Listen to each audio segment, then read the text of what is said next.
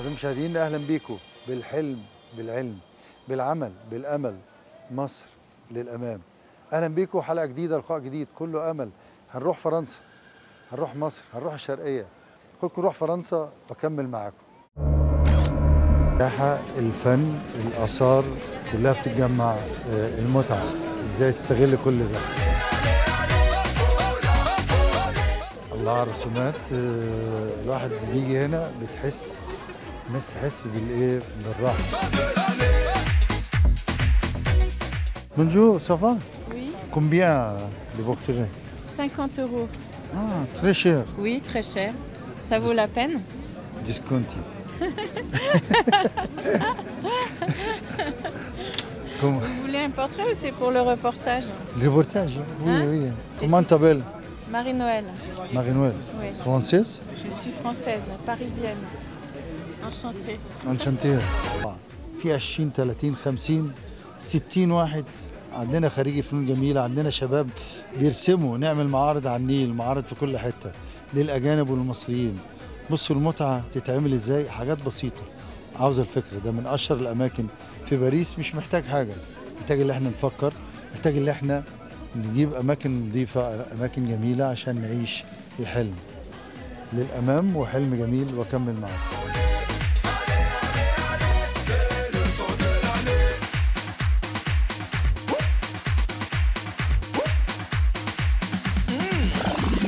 هنا في فنانين مصريين أثروا في الفن الفرنسي زي داليدا وزي يوسف شاهين. ومعانا برضو الفنان التشكيلي علي عبد الباقي ربيع. اهلا بيك. اهلا بحضرتك. ايه الشياكه وايه الفن ده؟ ربنا يخليك ويبارك. انا جايبك في مكان فني جميل عشان نشوف الجو هنا في سكركير. هنا لا طبعا سكركير فيها مطاعم وفيها فنانين من جميع انحاء الدنيا. زيد عليهم مكان تقدر تتفرج على باريس الكبيره اللي فيها الناس الشيك قوي جايه بتتفرج، السايح الشيك قوي والسايح الغلبان وبرضو الارزقي. حضرتك شغال هنا في مكان فني ولا بتشتغل فين؟ والله الحقيقه انا بكارتين، كارت اللي هو الفنان التشكيلي، ده عالمي الخاص وشخصيتي وبلدي وامي اللي هي مصر، وهنا مراتي يعني حبيبتي باريس الفن. لكن أنا مش بشتغل في الشغل اليومي، هو شغلي موظف علاقات عامة ب3 لغات في مطار من مطارات باريس المشهورة العالمية اللي هو مطار شارل دي جول. بشتغل شغال في المطار. أنا شغال في المطار. دي حدوتة ودي حدوتة. طب بشوف المصريين هناك كلهم ازيكم، بس طمنهم ده الناس مصر شغال في جميلة. المطار يعني. حلو ده. شاركت في كم معرض؟ قول لي السي في بتاعك. المعارض ده تقدر تقول مثلا ما لا يقل عن 25 معرض فردي بقائم بنفسي أنا، علاوة على معارض فنية أخرى. سنة 1993 وكنت بشترك بدون بره القنوات الخاصة خالص بشكل فردي، بعمل معرض في إطار أنتورب العاصمة الثقافية لأوروبا. أيضا عرضت في ميونخ، عرضت في ماستريخت واستقبلتني في وقتها ملكة هولندا. في معارض كتيرة. دي مش هو ده بالنسبة لي أنا، هو شيء جميل جدا ومبهر، لكن أهم حاجة القيمة اللي أنا بقدمها، اللي أنا بتكلم من خلالها عن بلدي وعن مصر وحلاوتها وتاريخها وفرعونيتها وإسلاميتها ومسيحيتها ومتاحفها وأسواقها الشعبية والسيدة زينب وماري جرجس، الحتة اللي أنا اتربيت فيها. مصر القديمة. هي دي مصر كانت وستبقى أبد الآبدين. إحنا بس اللي بنمشي. مبسوط إني بقابلك. كان نفسي أتكلم معاك ساعات، بس إحنا برنامجنا اجتماعي ومش فني، لكن سعيد بقابل فنان مصري موجود هنا بيشتغل في مطار شارل دي جول. دي وظيفته، ولكن هو فنان بيشارك في كتير من المعارض زي ما أنا معايا هنا وزي ما بتشوف لوحاتي دلوقتي. وأقول لك في نهاية اللقاء برنامجنا اسمه الأمام. عاوز تقول إيه لمصر عشان تبقى الأمام؟ عايز أقول لمصر أنت عظيمة بأمر اللي خلقك عظيمة، واختار لك الرجال، وبيختار لك دايما الرجال اللي يدوروكي ويبقوا حكام ليكي. ما تقلقوش، مصر حلوة وجميلة وهتبقى حلوة بيكم وبينا اللي جوه واللي بره.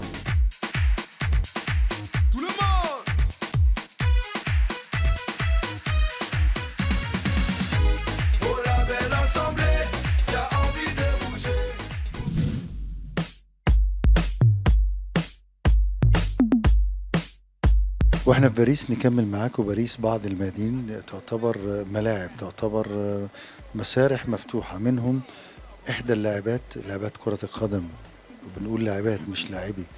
دي فتاة مغربية بتعمل فقرات متميزة، فقرات مثيرة في مهارات كرة القدم، بتعمل جذب للسياح والمقيمين.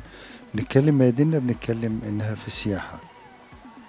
إزاي نخلي مياديننا تبقى أماكن لعرض المواهب، عرض الهوايات الغريبة، عرض لمهارات كرة القدم من البنات، من الولاد، من أفريقيا، من أوروبا، ممكن يبقوا هنا. لحياتنا نقول عليها جافة جدا. لازم نصنع السعادة زي اللي بنشوفه في هذا المقطع من الفيديو.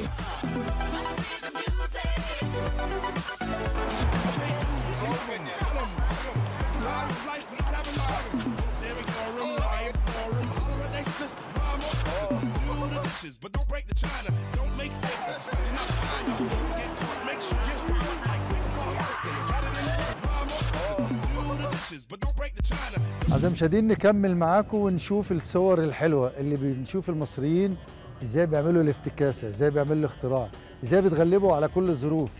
بصوا شوفوا الصورة دي،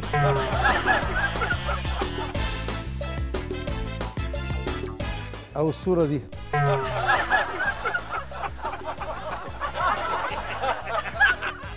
وكمان دي.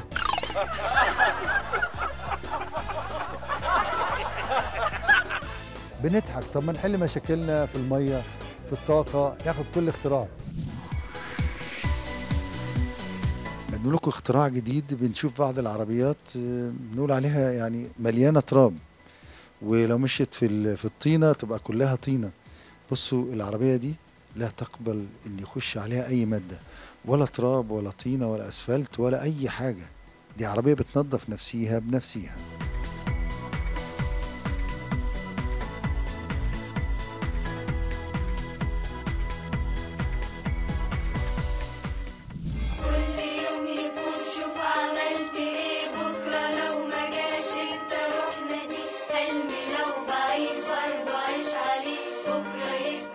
أنا محمد جمال، مقيم في الدار ديت، وتعالوا شوفوا حكايتي. محمد، أنا سعيد إن أنا شايفك هنا مع أخواتك وأنا هنا في الجمعية. سعيد بالأمل اللي في عينيك. أنا مش عاوز أتكلم، عاوزك تتكلم أنت. الطالب هنا بيبقى مش شايل هم بكرة، بيبقى ضامن إن هو هياكل ويشرب وكل حاجة، بس مش هي ديت الفكرة. الفكرة إن اللي بيدخل الدار بيبقى ضامن مستقبله. أنت هنا في الدار، فين والدك وفين والدتك؟ هو والدتي ما شفتهاش خالص. والدي مش خالص خالص خالص. مش كنت قاعد معاها وبعدين اتجوزت هي؟ لا، كنت قاعد مع والدي وهو تزوج.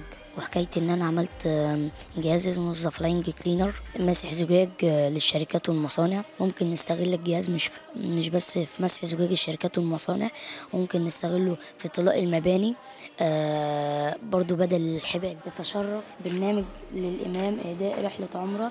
الف مبروك، مع تحيات استاذ طارق علام.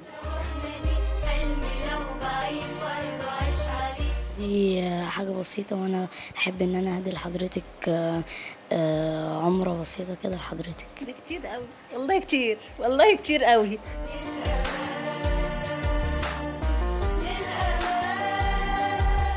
أعزائي المشاهدين، بشكركم على متابعة البرنامج، بشكركم على الاهتمام بكثير من الفقرات اللي احنا بنقدمها.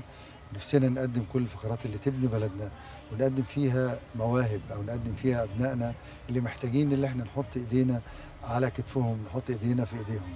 منهم في اليوم الثاني من رمضان كان معانا الشاب او الطفل اللي نقول عليه معجزه، لانه في ظروف اجتماعيه صعبه. هو في احد دور الايتام، وقدم اكتر من اختراع. وما كانش عندي اهتمام بالاختراع، ولكن عندي الاهتمام بانه ازاي ناجح، وانه ازاي بيتعلم، وانه ازاي بيبتكر في هذه الظروف الاجتماعيه الصعبه.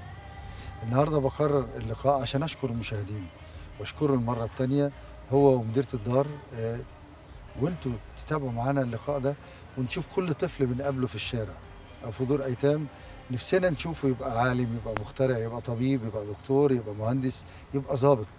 هذه الاماكن بديله للاسره، هذه الاماكن عاوزين تطلع احسن ناس يكونوا في المقدمه، ابدا ما يطلعوش مجرمين ولا يطلعوا زي ما بنشوف اطفال الشوارع.